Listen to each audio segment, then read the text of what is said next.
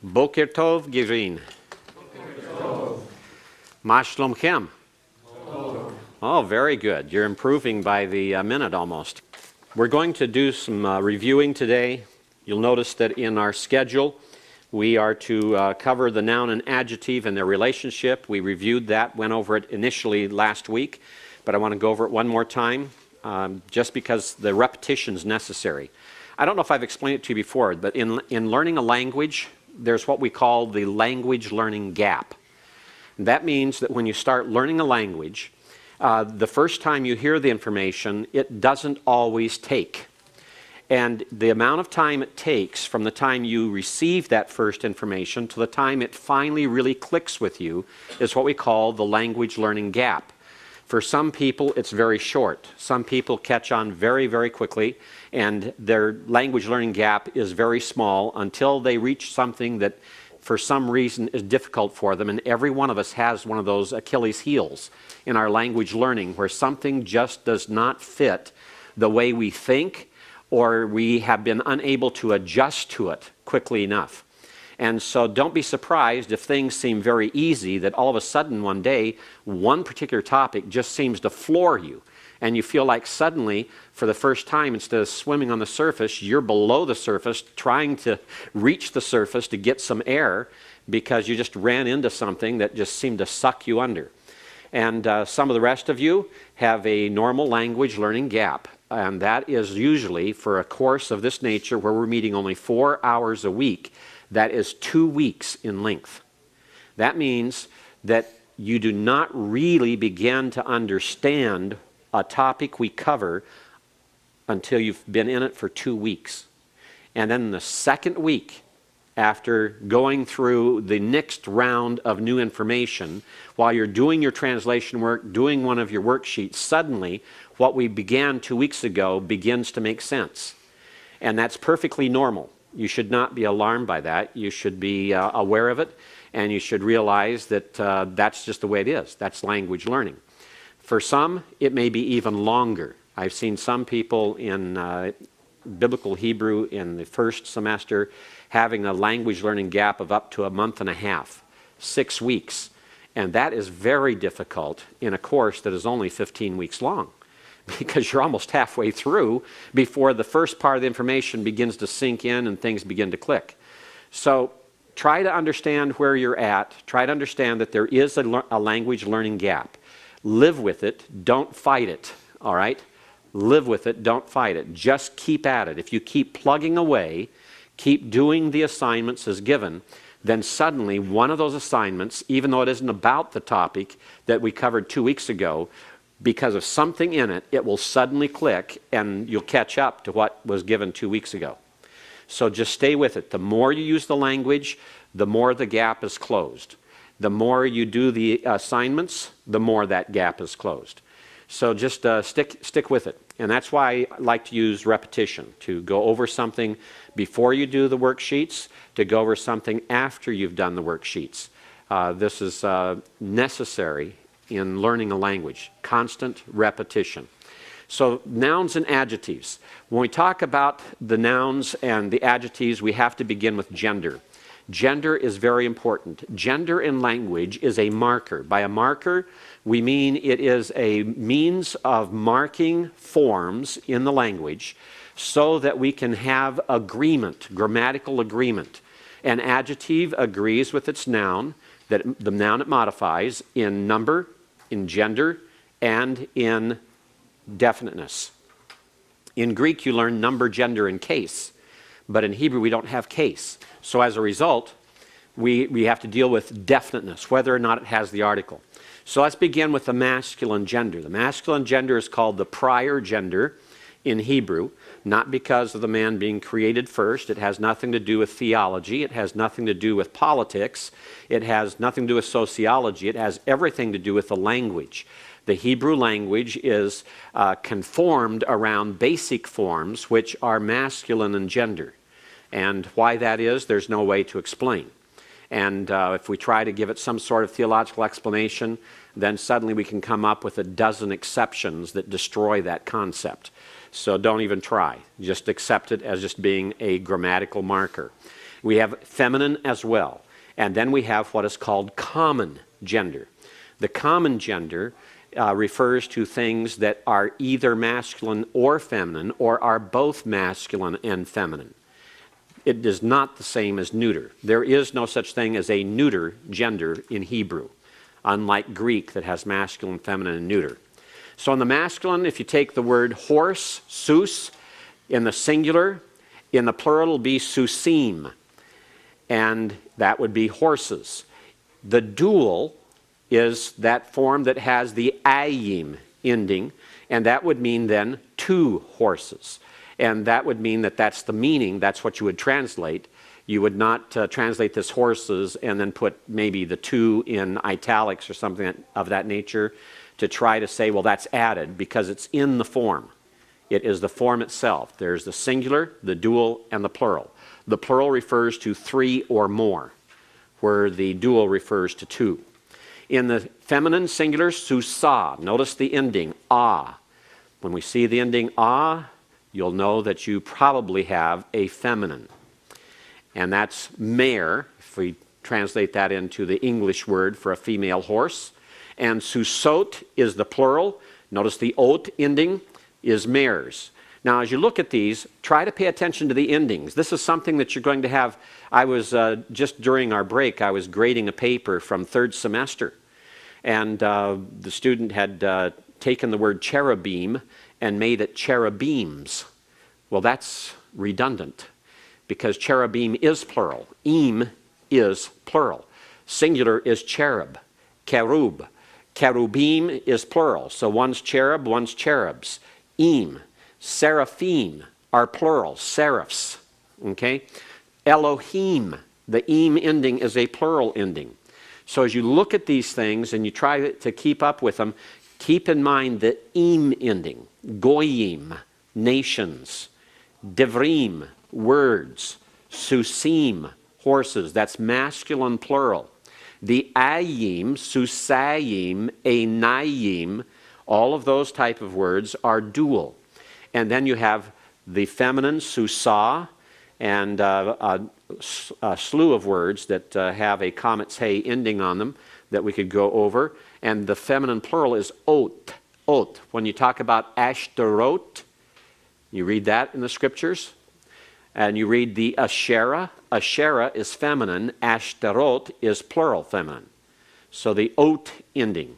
You have to keep that in mind. As we're reading, as you're studying, always watch the way the words are inflected. When we say inflected, that means the additions to the word, either at the beginning of it or the end of it. And in some cases in Hebrew, that'll be internal. There's one situation where the inflection takes place inside. But as far as nouns go, you're looking primarily at endings. Then we go to the irregular nouns, because there are those nouns that take a form that is different than what we would expect. Av is the singular for father, but the plural for fathers is avot. Ot is a feminine plural ending, so it's an irregular noun. If we have isha, woman, we have nashim in the plural. The singular isha means woman. The plural nashim means women. Again, it is an irregular noun because it takes a different ending than what we would expect. We would expect a feminine plural ending, but it does not. We have bat is the singular for daughter, but notice how it changes. It doesn't become batot with two towels in it. When you go to the feminine plural, it goes back to the word bain for son, and then adds the ot feminine plural ending to the word son to create the plural of the word daughters. So the irregularity there is to go away from the noun bat, back to the masculine bain, son, and then add the ot ending onto it. So that's what makes it irregular. So there are a number of irregularities to watch out for. That irregularity is not an irregularity in ending. It's the irregularity in its formation. It goes back to bat instead to bain, instead of to bat. All right? When we look at the vowel changes, we have to keep in mind that the third vowel from the accented syllable. Now, notice it's not the third vowel from the end of the word. It's the third vowel from the accented syllable.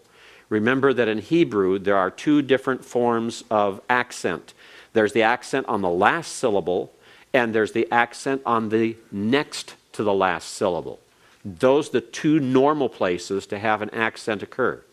So we have to go from the accented syllable, the third vowel back is pointed as short as possible. In other words, it becomes as short a vowel in that third vowel back as possible. For example, if we have the adjective gadol, gadol is accented on the last syllable.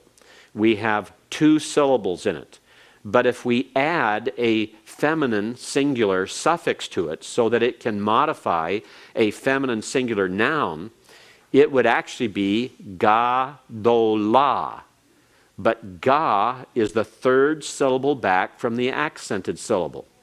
Therefore, it will have to be shortened so that what you would expect to be the comments that you see in gadol changes to a schwa in gedolah because of that rule. Gedolim is the same, the masculine plural. Instead of gadolim, that ga has to shorten, and the shortest possible vowel is the simple schwa, and the same in the feminine plural.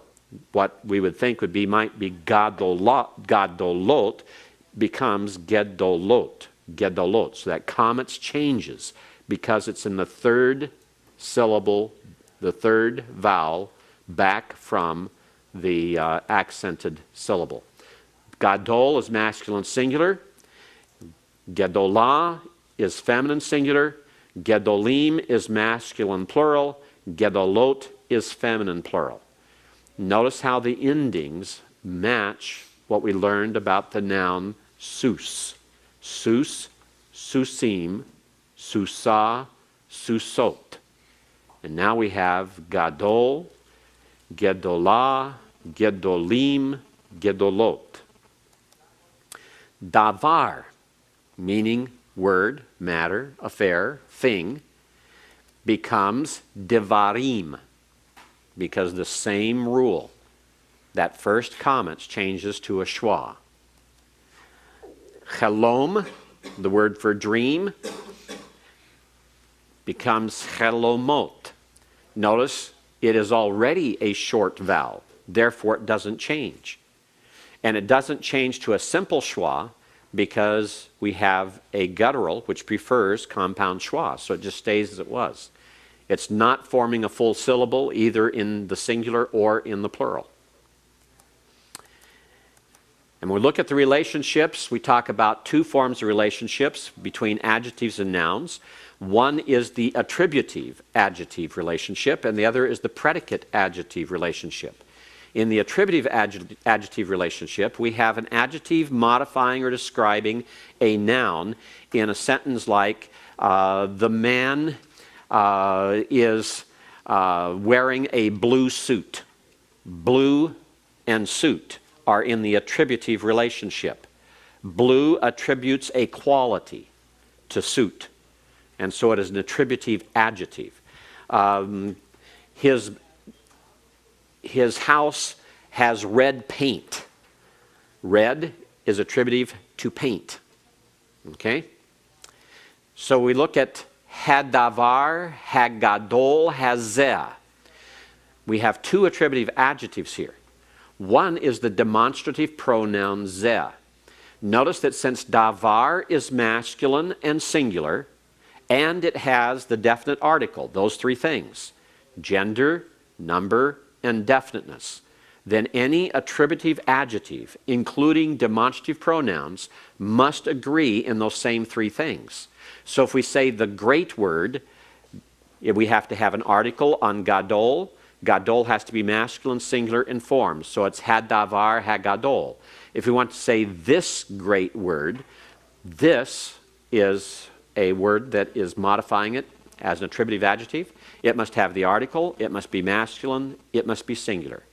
So we use zeh, not zot. Zot is feminine singular.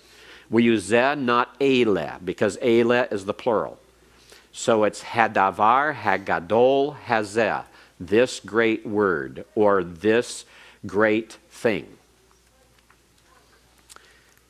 And then we go to Habama Hagedolah. Notice Bama is a feminine singular noun. It's a high place, a place where shrines were put up in Israel, pagan shrines primarily, although we do have an example of a high place where Solomon worshipped in 1 Kings chapter 3, where he offered sacrifices, and it was not evidently a pagan shrine.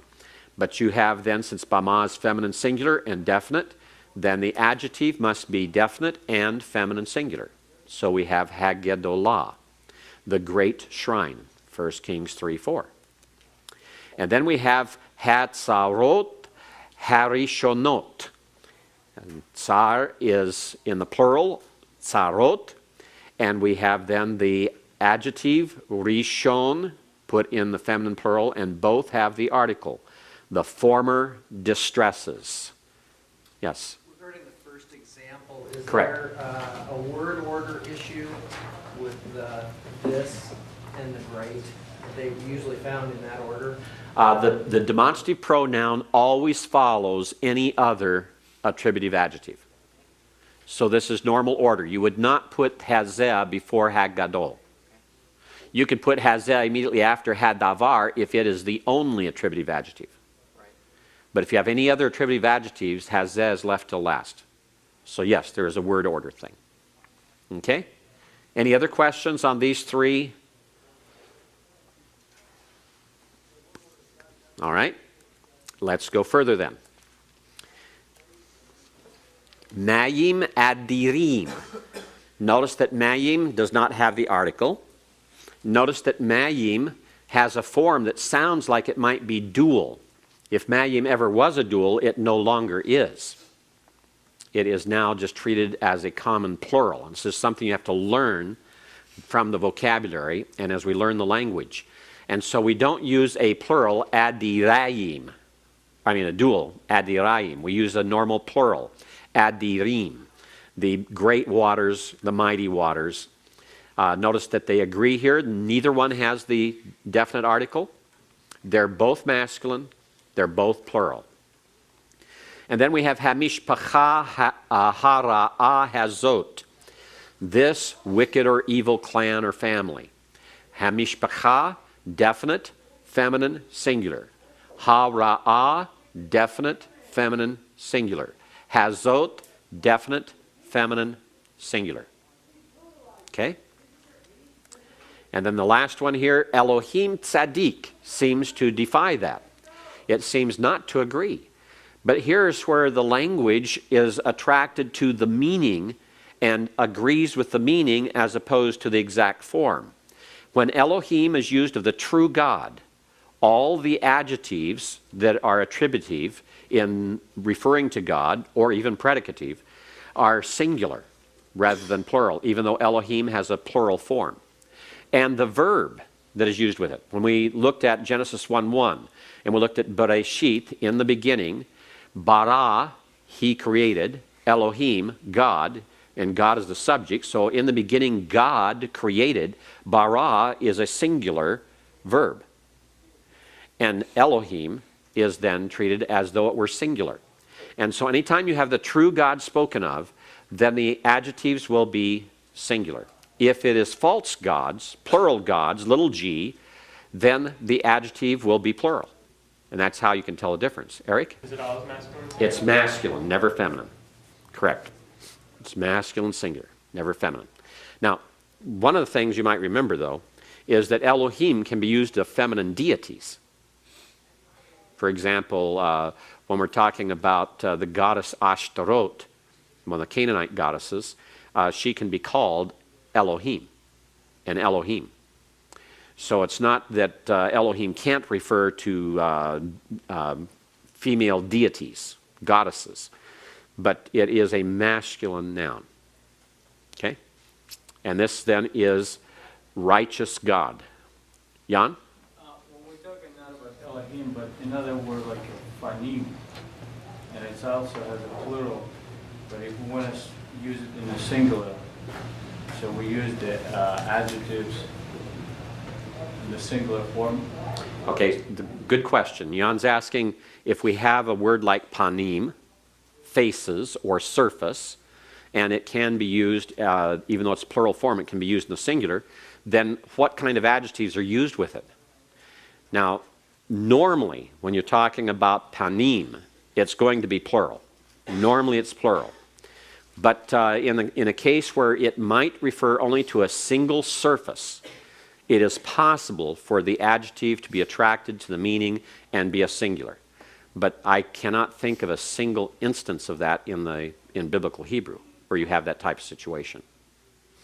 Okay? Elohim is unusual in this. It's one of the few. Another case would be if you took the word Adonim, lords, masters. If it is clearly being used as a plural of majesty, it would be a singular adjective. If it's Adonim being used of God, then it would be singular. And Adonai, one of the titles of deity, is actually a plural, but it's treated as a singular. Okay? All right. Einayim iwerot. Here we have a very interesting situation, because whenever you have the pairs of elements of the human body, such as 2 hands, 2 arms, 2 legs, 2 feet, 2 eyes, 2 ears, those pairs are considered to be feminine, even if the forms are masculine. There is no such thing as a feminine dual. So when a dual is used, it's always going to be a masculine form. But as here, the ayin refers to the eye. So a naim is 2 eyes. And since they're a pair, then their feminine is the real gender, even though it has a masculine dual form in a naim. So therefore, a feminine adjective must be used for the attributive adjective to show agreement with the real feminine gender of the noun, in spite of the form that noun takes. And since the feminine doesn't have a dual, then there's no way to use anything other than the feminine plural. So we have iwerot. And iwerot refers to blind. So these are blind eyes. Blind eyes. Literally 2 blind eyes. It depends on context on whether it's being used of one individual, where you could use 2 blind eyes, or if it's used of a large number of individuals, then you just have to simply say blind eyes. But here's a case where, because pairs of parts, where you have parts that are pairs on the human body, their real gender is considered feminine, regardless of the form they take. Aznayim are 2 ears, but it's really feminine. It's going to a dual because of the masculine is the only place you have a dual available. But its real form is feminine. Its real gender is feminine. And so then a feminine plural adjective will be used to define or to attribute a quality to those particular nouns. Nashim rabot. Remember, Isha, woman. Nashim, women. Always keep that straight, woman and women. I still have Hebrew students in 3rd semester and even beyond that get into trouble because they write the plural women when it's actually the singular woman. And so in Genesis 3, they'll be translating and saying that the serpent spoke to the women. Or Adam will respond to God by saying, the women you gave me. And that gets into all kinds of problems. So Nashim is women, W-O-M-E-N, the plural. Rabot is many, so many women. Notice that Nashim is an irregular noun. It is truly a feminine gender, so the adjective must be feminine. You can't use a masculine adjective just because it has a masculine ending on the noun itself. Many wives, in this case, in Judges 8. And then here's a case where we have a phrase that does not occur in the Hebrew Bible. That's why the asterisk is given there. When you're reading in a grammar or a lexicon and you see an asterisk beside a form, it means that that form is not found in the Hebrew Bible. And so it's a hypothetical form. It's following all the rules, but since it isn't found, it's indicated by means of an asterisk. It doesn't refer to a note. It just says this is not found in the Hebrew Bible. So ha'avot hatovim would be the good fathers, the good fathers. Why? Even though avot is irregular and takes a feminine plural ending, it is truly a masculine noun in reality. Therefore, it must have the masculine plural form for the adjective hatovim. Notice it agrees with definiteness. They both have the article. They agree in gender. They're both masculine, regardless of the ending on avot, and they're plural. They're both plural. Let's talk about the predicative adjective, or sometimes it's just called the predicate adjective. It's when the adjective is in the predicate of the sentence. The man is good. Okay, instead of saying the good man, the man is good. When you have a predicate adjective relationship in Hebrew, the adjective never takes the article regardless of what the noun it modifies has. And that's in order to indicate that it is in the predicate. It normally precedes the noun. So if you want to say the matter or the thing or the word is good, then the adjective goes first, tov. It does not have the article, but it does agree in gender and in number. It's masculine and it's singular, the same as hadavar. The word is good. Rabim hagoyim ha'ela. Notice ha'ela is in the attributive adjective relationship to hagoyim. It agrees with hagoyim by having the article. It agrees with hagoyim in being masculine plural. Ele is one of those forms, those demonstrative pronouns, that is both feminine and masculine. It's not inflected. It doesn't change for the gender, and so you'll use it here as well. And therefore, it's these nations are many. These nations are many. Notice the predicate adjective many that comes after the verb are in English is put first in the Hebrew. And then he'arim betzurot. Here we have the word ir, which means city.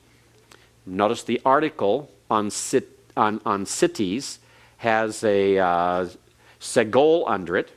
Remember, that's because you have a guttural with a comets under it that is unaccented. It's unaccented because the accent comes on im. So he'arim, the cities, and we have betzurot, betzurot. And as we look at that, that word means fortified. It's not a Baith preposition. Okay, it's not a Baith preposition in this case. And it means they are fortified. Notice fortified is feminine plural. Now, it looks like that disagrees. But remember, ear is a feminine noun. Ear is a feminine noun, just like we do in English. We talk about, when we're talking about the city of Los Angeles, someone will say she, all right? Or we have returned to her. We do the same with lands and countries. We refer to the United States as a country we refer to as she when we salute her flag, all right? Why? Well, we don't know why exactly. Some think it's just because, well, that's kind of like the motherland, so that concept of mother. But what about the German fatherland, all right? You know, it isn't always motherland.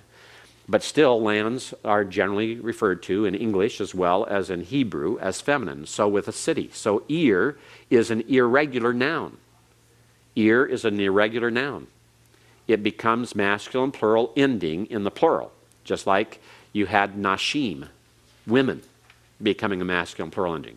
But the real gender is feminine.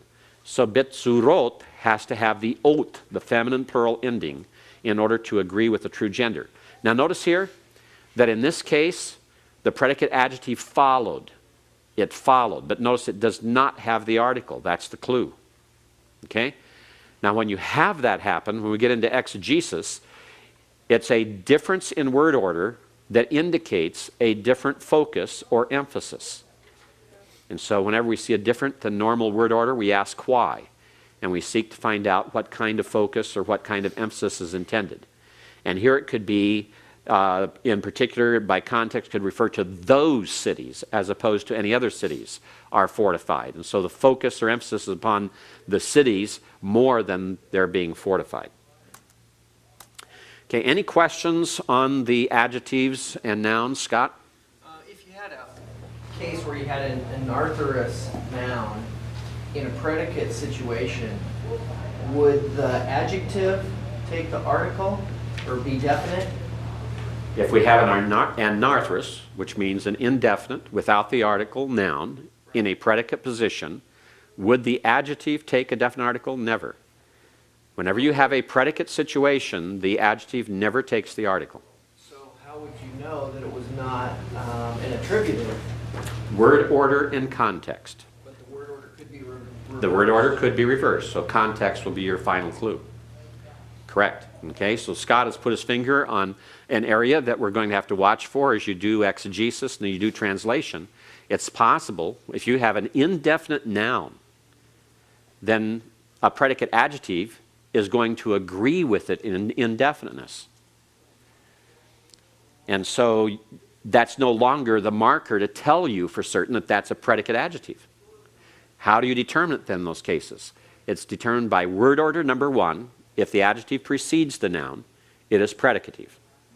Because adjectives normally follow the noun if they're attributive. And context. Context is the 500-pound gorilla that rules the roost. Context will tell you. There are only a very few examples that I can think of offhand in the Hebrew Bible where a debate rages on whether or not it's a predicate or an attributive adjective. Okay? All right? Any other questions? Okay, before we go to the study sheets, the worksheets, let's do one more thing here. Let's do a initial review on the construct state. You were to have read that chapter, chapter 10 for today. And, or excuse me, that's chapter 11, I think. Is it not? Yes, it is. Yes, chapter 11. You have to read that for Thursday, and I want to give you a brief review of it before you read it, so that as you read, you'll have a better understanding of what you're reading. And again, an opportunity to repeat, because we'll repeat this again on Thursday, and we'll go over it again on Tuesday. Why 3 times for the construct state? Because it is a totally new concept, is a concept that is very significant in Hebrew, and it is sometimes difficult to understand. So this is one of those cases where we're going to take 3 times to go over the material. Once now before you read it, once after you've read it, and then once after you've done the exercise for next Tuesday. The construct state in Hebrew is where we have 2 or more words, and those words will be nouns. Okay? It's 2 or more nouns connected in a genitive relationship. Genitive relationship, if we have the man's brother, that possessive man's shows a genitive relationship.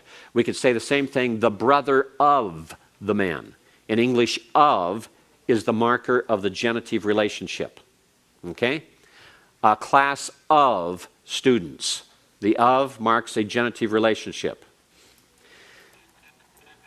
It forms one compound idea.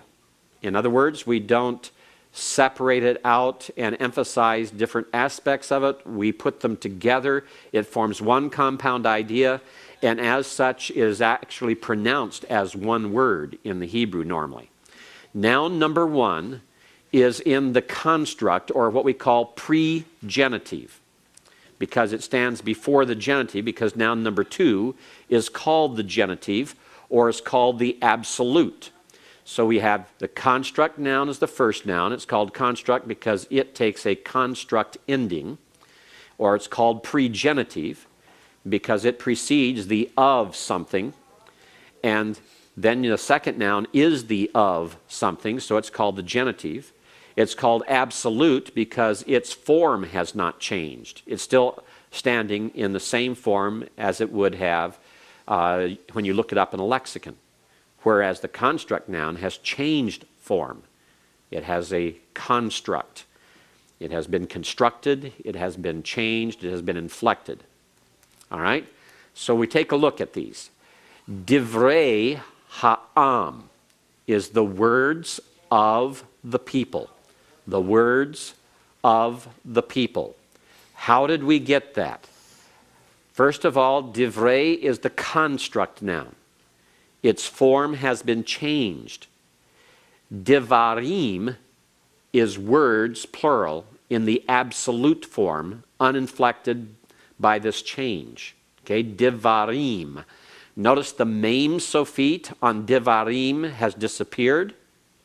Notice that the hirik yod has become a tsere yod. The masculine plural construct form always has the tsere yod. Tsere yod. Words of. Horses of would be susei. Okay? B'nai Yisrael. The A that you hear, B'nai, is children of, sons of Israel. Okay? B'nai Yisrael. So that tsere yod is your key for the masculine plural, is the easiest construct to recognize because the tsere yod. Tsere yod is not a normal ending of any noun or verb construction in the Hebrew. The only place it ever comes in any quantity at all, I'd say over 99% of the time, the tsere yod is going to indicate a masculine plural construct. So you will always expect a noun to follow it, and it'll be in a genitive relationship, as here. The words of the people. Notice I translated the words of the people. The construct noun, that first noun, can never ever take the article. Okay? In the Hebrew, it cannot take an article. But because it is tied so closely to the following noun, if the following noun is definite, then the construct noun is considered definite and is translated as such. So you would not translate this words of the people. It is the words of the people, because the people has article, ha'am. So therefore that article is then applied to the construct noun at the beginning as well. The words of the people.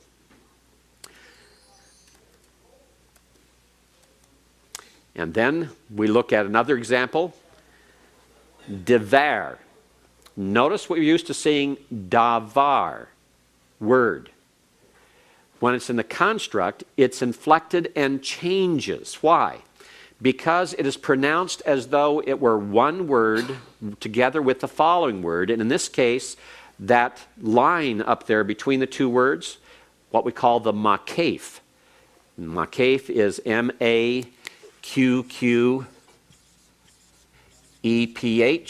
The makef is the marker that tells us that the words it connects are to be pronounced as though they were only one word. So think about it a minute. If we have davar makef Yahweh, that tells us then that we have some vowels, some syllables that are at least third or fourth syllable or vowel back from the accented syllable. So they have to be shortened. And that's exactly what happens. The comets under the daleth becomes a schwa. The comets under the beith becomes a pathak. The comets under the beith is the third vowel back in Yahweh, because Yahweh originally, you remember we're ignoring the schwa and the comets here, because that's only a Masoretic notation to tell the reader to say the word Adonai instead of saying Yahweh. But Yahweh is a word that would have a comets and it would have a segol under it. This is the way it would look, Yahweh. And therefore we have two syllables, we have two vowels. So anything back from that would be a third syllable or third vowel, like the comets under the beith in davar. So it has to be shortened. And the one before it is the fourth back, it has to be shortened. So both are shortened. The first one to a schwa, the second one to a pathak. Okay, Jeff? Yahweh does not have a holum. When you have a holum, it is when you have a fuller writing of the, when you have it written this way, that is still trying to say Adonai. Adonai. That has nothing to do with the real name, Yahweh. It has to do with this form. Your schwa here, and your holum here, and your comets here are for Adonai. Don't ever pronounce Yahweh as Yehovah or Jehovah. That is an artificial form that is not to be pronounced. That's to tell you to pronounce it Adonai. Okay? No, because you don't count the false form. We count the real form. The real form is this. Okay? All right, so we stay with the real form.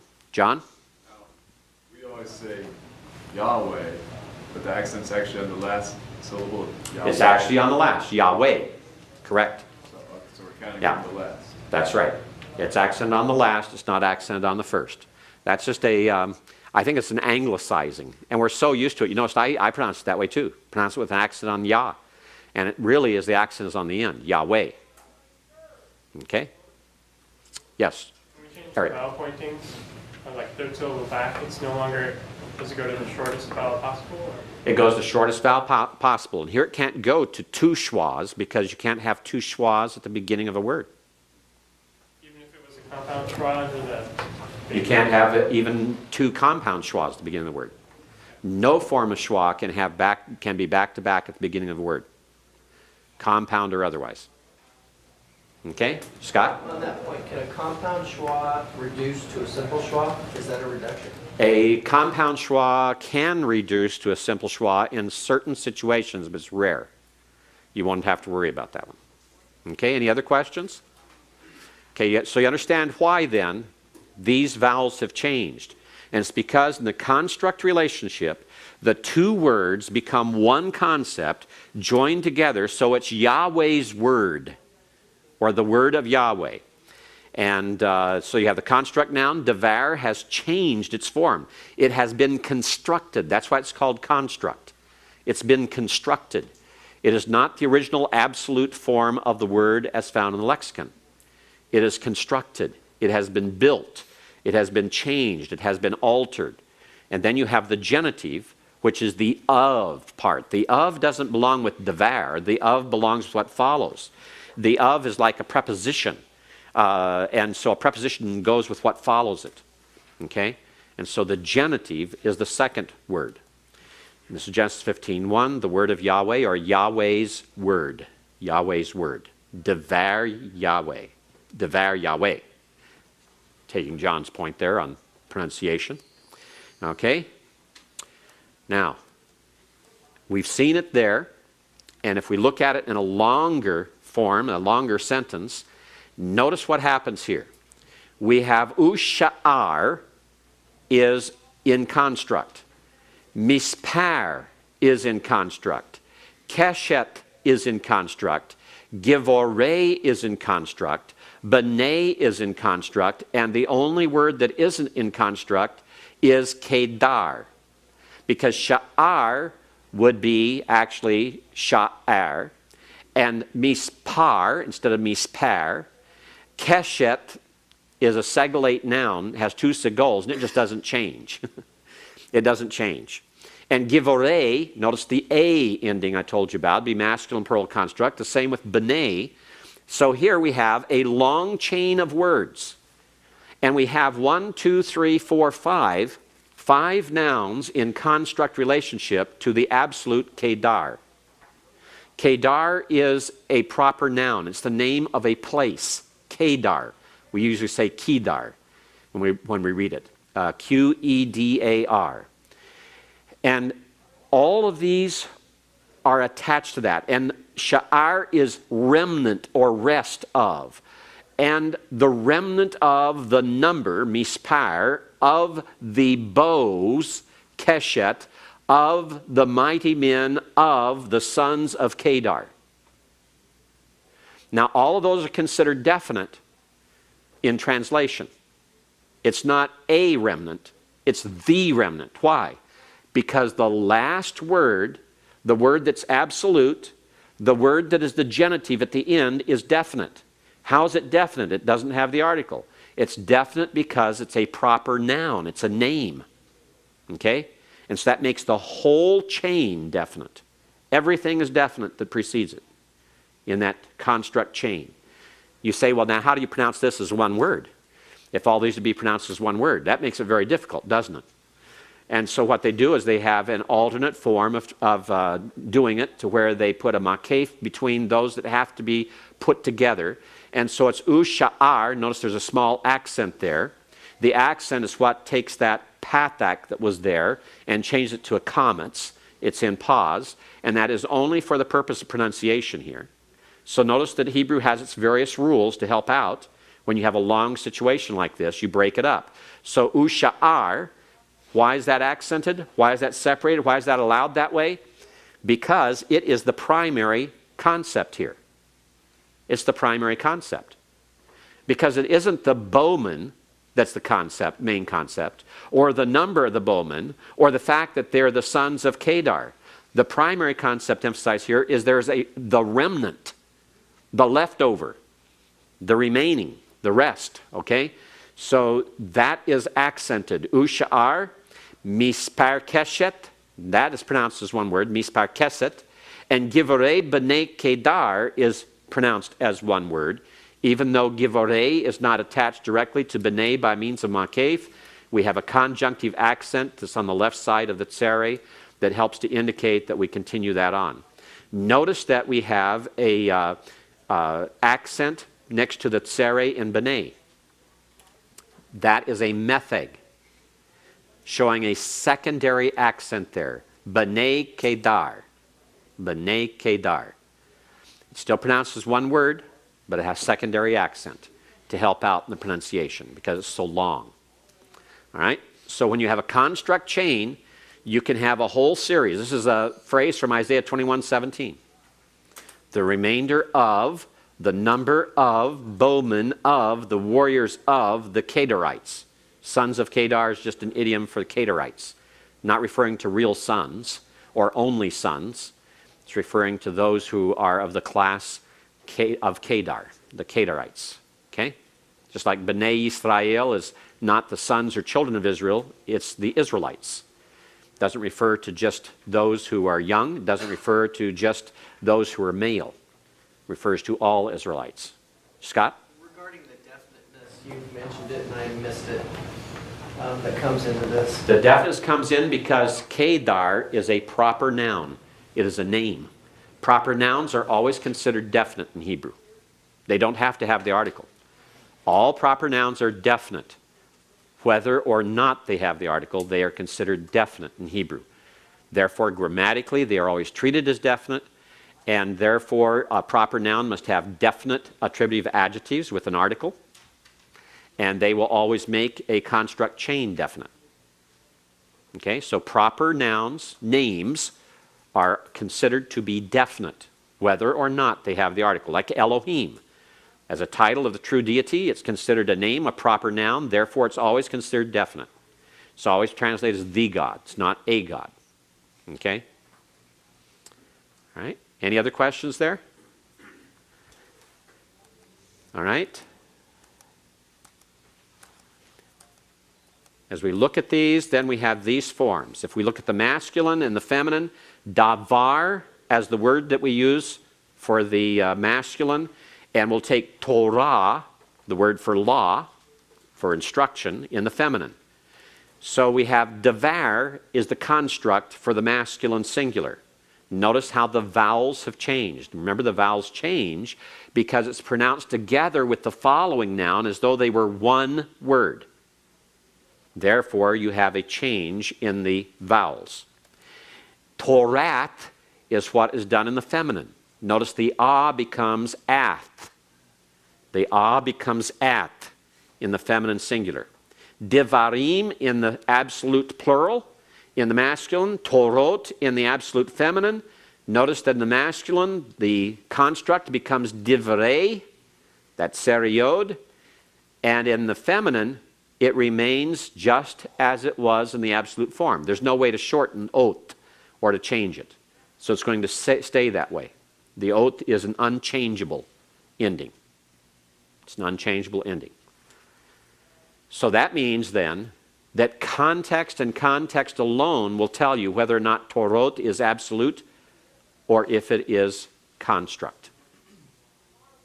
Because even though it's called construct, it has not been constructed, or if you want to call it deconstructed. Nothing's been done to it. It's not been altered. It's an unalterable form. So context will tell this, and context alone. Yes, Eric? A word like devar in the construct state, and it's attached to a word that's one syllable. What happens to the comments under the bait, which is no longer the third syllable back? Okay, good question. If we have this changed to where you have a one, let's say the word of the sea or the word of the day, okay, where you'd have hayom. But notice here, it'd have to be a day, the word of a day, because if you put the article on it, it's going to be hayom, hayam. But if you just say the indefinite, yam or yom, does that change the vowel pointing? No, it will not change the vowel pointing. In other words, it will still be davar, even though it is no longer the case that the pathic under the baith is the third syllable back. The daleth is the third syllable back, so it obviously changes, but you will not then change the pathic to a comments. And that's because it becomes a frozen form. Once it's been decided this way, then when you have those exceptions, where you have a single vowel or a single syllable word that it's attached to, it'll still remain the same. It'll act as though it is multiple. Okay? So you'll still have devar in spite of it. Okay? All right? Be thankful for that. You don't have to learn any more rules for it. All right? I don't know how many times that might occur. Not very often. Not very often. I was looking at your Scrabble board up here to see what you put down here. There's a few misspellings here and there. And then someone is either very advanced, had Hebrew before, and decided to try something really sharp. But the first word across there with a hey, yod, mem, lamed, kaf, the only way that can possibly be a word is it would have to be a interrogative hey attached to a cal imperfect third masculine singular of the verb malak, which is not something we cover for some days yet ahead. And if it's something else, then it's misspelled and not fitting too well. And then someone has here two yods back to back. And that can be used in some situations. It's a convention used to abbreviate the name Yahweh, is sometimes abbreviated that way. But you'd have to have an abbreviation mark. I think that a couple of examples here where hey was used in place of a chayth, and once an yod in place of an aleph, which would then throw off the whole thing. But you get an idea here. You know enough vocabulary to even play a little bit of Scrabble in Hebrew. And since there's no vowels, you're just dealing with the consonants, and it can be a lot of fun. It can be a challenge. What words can I think of doing this? And later on in the workbook, you're going to find a crossword puzzle done in Hebrew and a number of other things. That's just applying Scrabble, is it not? So we'll get to that. Let's take right now your exercise that is due today. That is exercise number 9. If you'll turn to that, and if you'll exchange with the person next to you. It's a brief exercise, but we want to go over it. It's one in which many of the answers were given to you already directly on the page. Okay, number 1. We'll start with John Strickland. John, tell us what the plural of or is.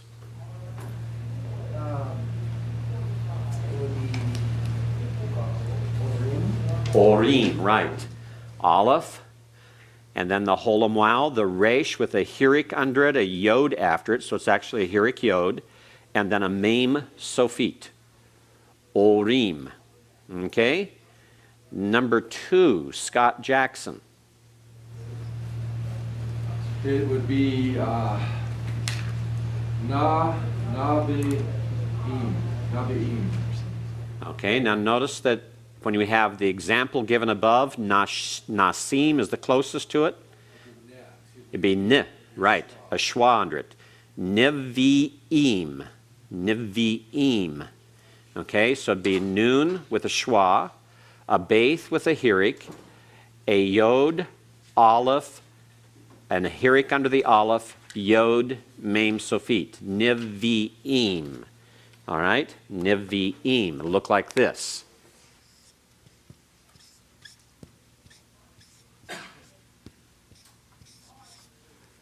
All right. Let's go to number 3, Eric. Tovim. Okay, Tovim. Just add the Hirik Yod to the end. Hirik Yod Mem. Tovim. Taith, Holam Wow, Beith with a Hirik under it, a Yod, and then a Mem Sofit. Tovim. Should look almost identical to what we had in coats above. Coats, Kotsim. It'd be the exact same pattern. Okay, number 4, David. Zarim. Zarim. Follows the Dam pattern above. Dam, Damim. So it'd be Zion, comets, Resh, Hirik, Yod, Mem, Sofit. Okay. Number 5, John Melkon. Muromim. Correct. A Mem with a schwa, Meromim. Mem with a schwa, Resh, Holam Wow.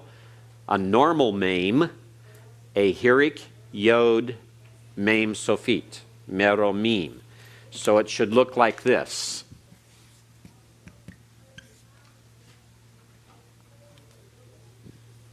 What does it have here? Yeah, Marom, yes. Meromim.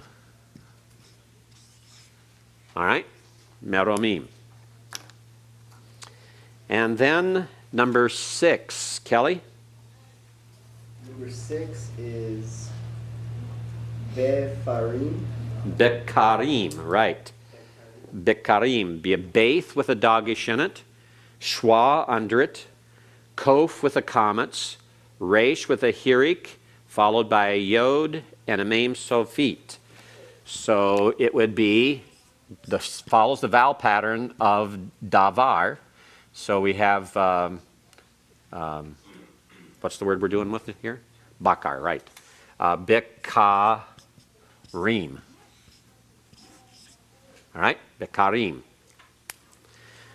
Let's go to number 7, Jeff. Parim follows the pattern of Dam. Pei, comets, resh, hirik, yod, mem, sofit. Number 8, Gus. Okay, Surim, Samik, Shurik, Resh with a Hirik, Yod, Mem, Sofit, Surim. Follows the pattern of Sus, Susim. Okay, number 9, Halal, Kenny. Halalim. All right, Chalalim. Okay, Chalalim. All right, schwa under it. Yes, Eric? Compound schwa for guttural. It can be, if you have a compound schwa, you can put it under. It can also be a simple schwa, because this is the strong guttural. Okay? You can do either one. Right? In some situations, it occurs with this, a word of this type will occur with simple schwa, sometimes with a compound schwa. Follows the pattern of chakam, and on the chakam, we put in the chatef pathek, but either one will do. Okay? So you can have it this way or this way on this one. All right? Both occur. And it depends on the forms. One of the reasons you have it occur with hakam has to do with another reason that we don't want to get into today. Yes? I didn't take it because the guttural prefer the... There are exceptions. There are exceptions. Okay? All right. Let's go then to the number 10, Kazav. Greg?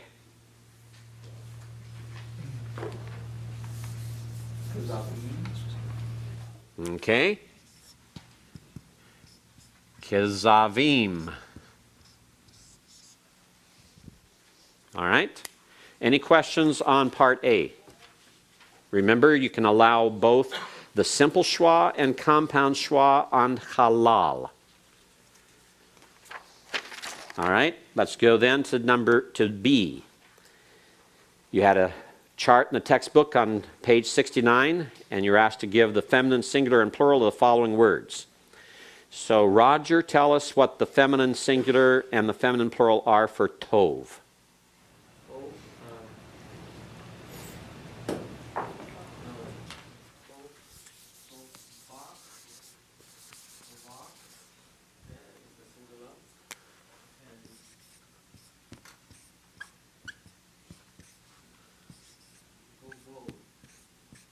Okay, tovot.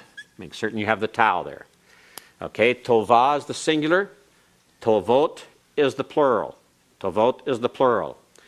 Gadol, Dennis.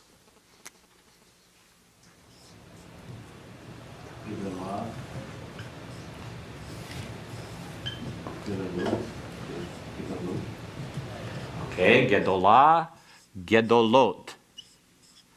All right, gedolah, gedolot. And then the masculine singular, or excuse me, the feminine singular and feminine plural of hakam. Scott Basolo. Hekama and hekamot.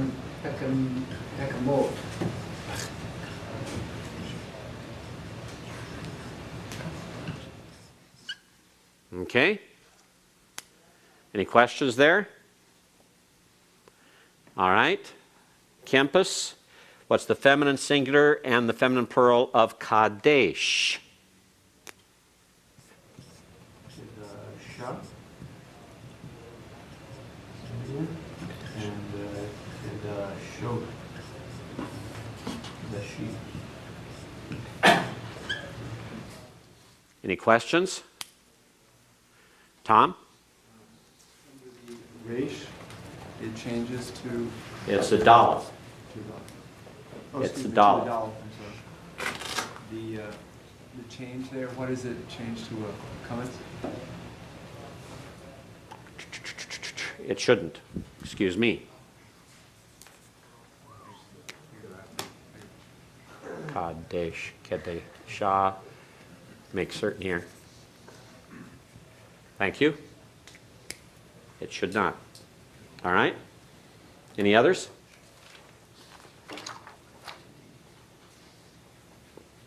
Okay. Should be a tsari because it's Kadesh. All right. Then we have the last one is Tahor. Jan? Tehora. Teharot. Okay.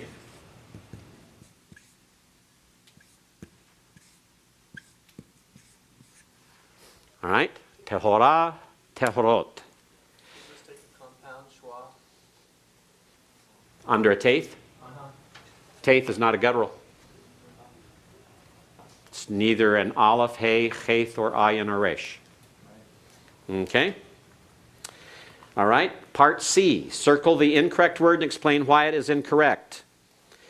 All right. Let's go through the example. We have Isha, Tova, Susa. George, which one is incorrect and why? The middle word.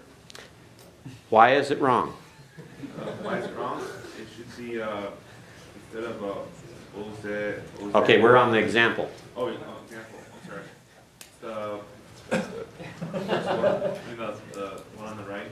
The one on the right. It's marked for you, is it not? All right. And it's lacking a dogish in the sheen, right? Right. Okay. So now let's go to the real ones that test. Mike, number 1. And George, are I giving you a clue? The middle one. The middle one, and why?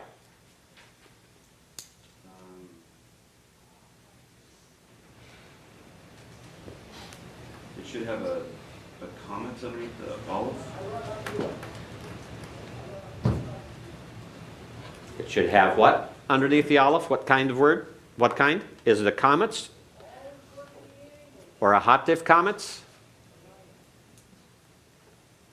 Has to be a comets, doesn't it? Comets hatuf. Comets hatuf. It's in a closed, unaccented syllable. Shouldn't be. Ozen becomes aznayim. Okay? Aznim, aznayim. Okay? If you repointed this to be aznayim, a dual, you'd have to change the first to a what? A hatif comets. There's two answers to this. You can point it as a dual or you can point it as a plural. Let me show you here. This is one of those cases where you can go either way, depending on what you were thinking at the time. Its ozen is the singular, all right?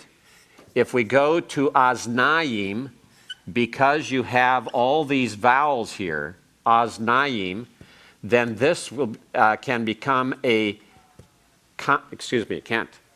It can't, even then. It has to be this. Why? You can't have two schwas at the beginning.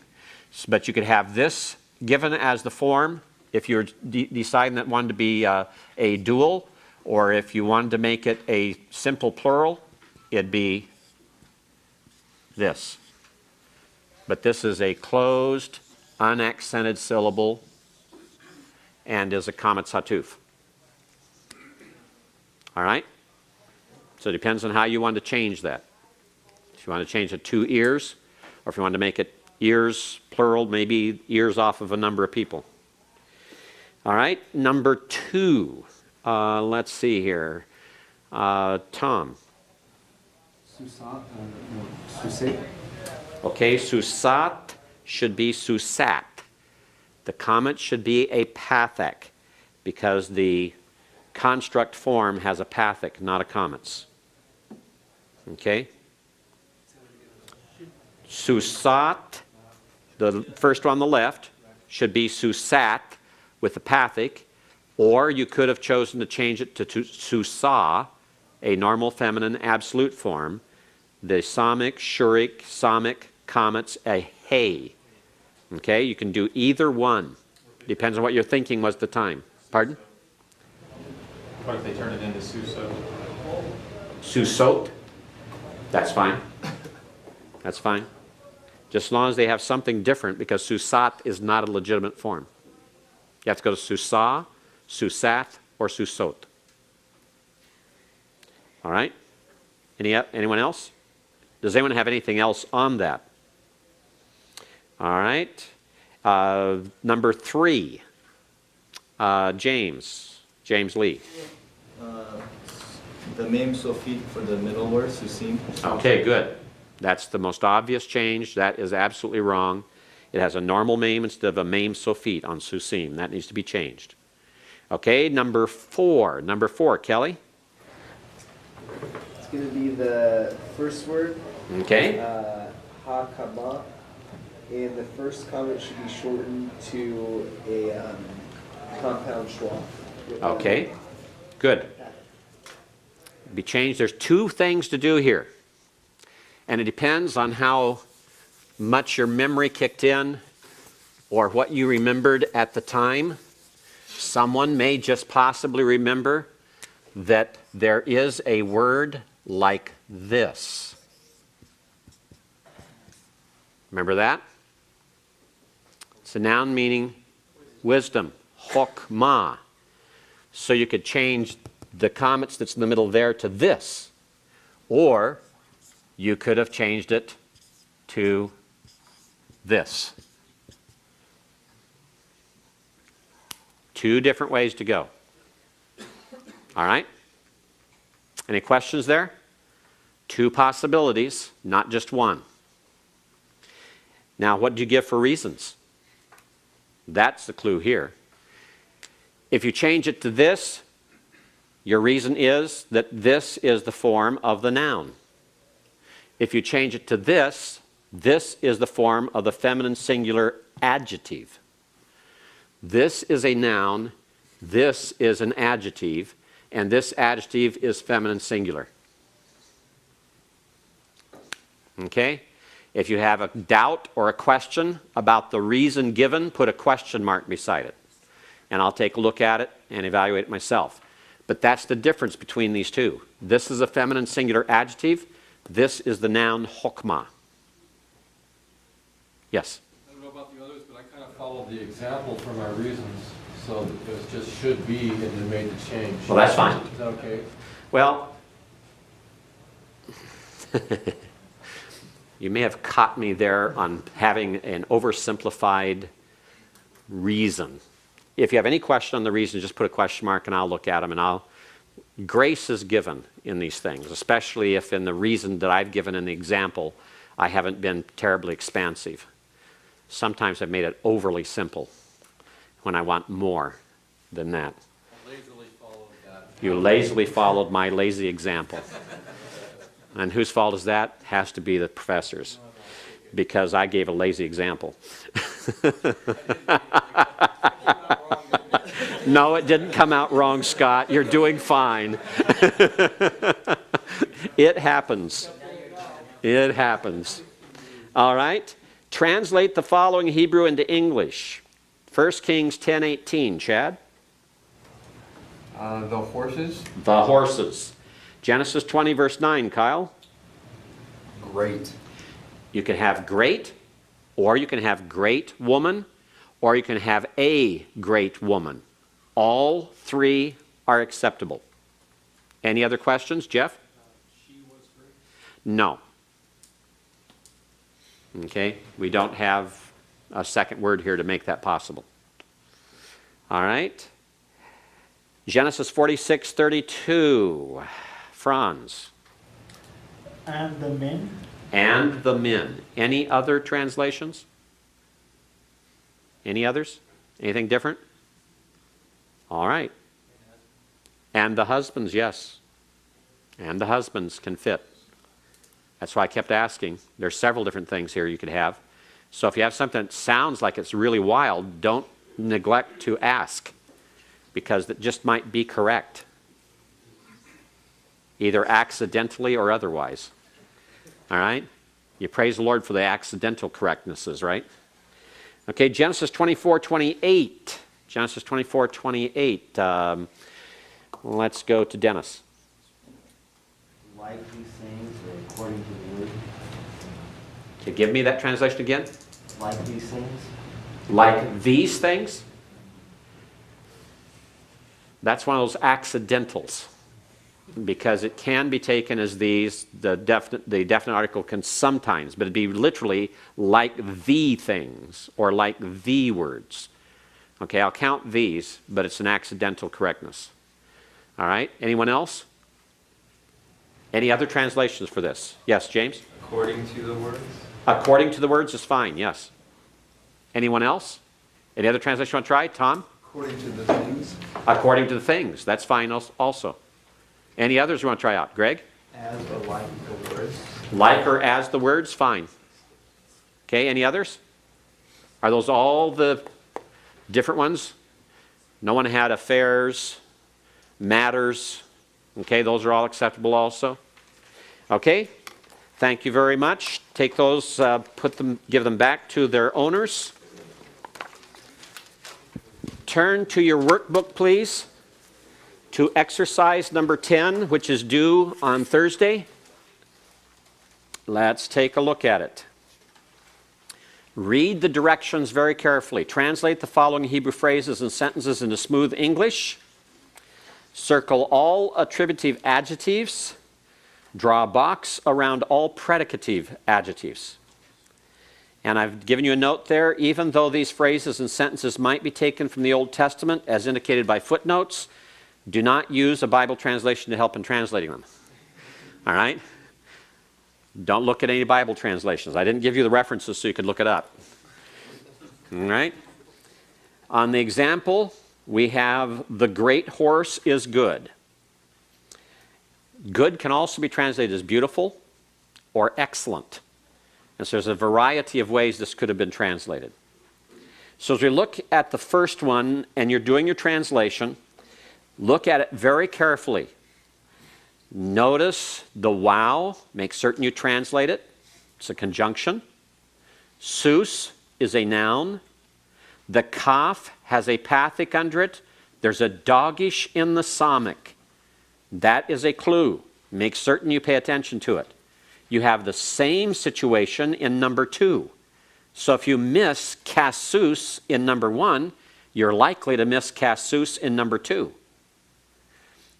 Pay also attention to the fact you have a pathic and a dogish in the pathic under the baith and a dogish in the maim, in the second word of number 2. Pay very close attention to that. All right, remember that number 3, ear, is one of those nouns that is what gender? Feminine. It's feminine. It doesn't have the comets hey ending on it, but it is feminine nonetheless. Be certain you use your vocabulary. Use your vocabulary. There should not be any missed word vocabulary-wise. You should not be translating Elohim as master. You should not be translating ear as people. You should not be translating Yam as day. If you have your vocabulary book, you have the vocabulary in your textbook, you may use that. It's there. Use your books when you're doing your exercises. Don't set aside your book and keep it closed and do your exercises isolated as a test to yourself. You may do that if you want, but before you turn it in, please go back to the textbook and check it yourself to see if you've got it correctly. Because it's not a test being given to you, it's an exercise. In an exercise, you utilize the tools you have. And the tool you have to use for this is the textbook. So don't neglect to go back to the textbook. Don't isolate yourself from the textbook as you're doing these things. Use it to help you find the vocabulary. All right, I don't think there's, number 6. Notice the first word is what? No, it's not from, it's not min. Me means what? And who is a what kind of word?